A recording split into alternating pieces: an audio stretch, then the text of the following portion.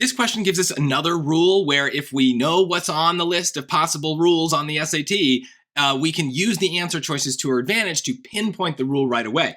These are all different verbs, and we might be thinking, oh, it's about the tense of the verbs, the past, the present, the future, whatever. But no. This is about the singular and plural aspect of the verb. And I can tell because all of these verbs are either classified as singular or plural. Has is singular, comes is singular, is singular, and come is plural. Now, the main way to know that is that generally, or not generally, always, singular verbs end in S. Now, in English, we associate the letter S with plurals, but that's only for nouns, things like dog versus dogs, right? The S tells us that we have multiple dogs. But when it's verbs, it's actually the opposite. So singular verbs end in S. So has, comes, is, those are the words we're interested in. Whereas here, look, no S, that's plural.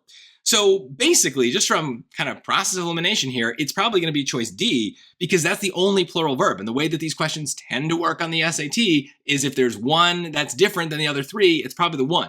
But we can prove that by actually looking at the sentence. So I'm going to look right here because it's the verb we care about has to be in this sentence. So even the first few sentences I don't care about. As researcher Yanping Sui has shown, the mushrooms release a toxin that is deadly to nematodes that blank in contact with it. Well, what are we talking about? What's coming in contact with it? The nematodes. So the nematodes come in contact with it. So that is our answer.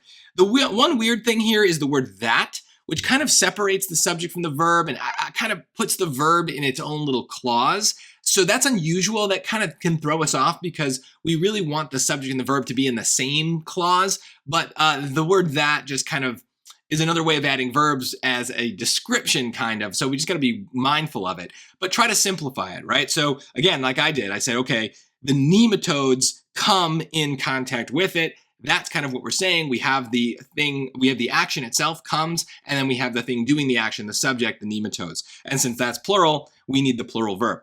Now, again, if you were in any way unsure about that, guess what? We have this way of classifying them and then saying, well, this is 3 versus 1, right? I mean, we have 3 singulars and we have 1 plural. Just odds are good, it's going to be the plural. This is how the SAT tends to work. They might break that rule at some point, but so far, so good. So if you've got nothing else to go on, just use this rule to kind of nudge you in the right direction.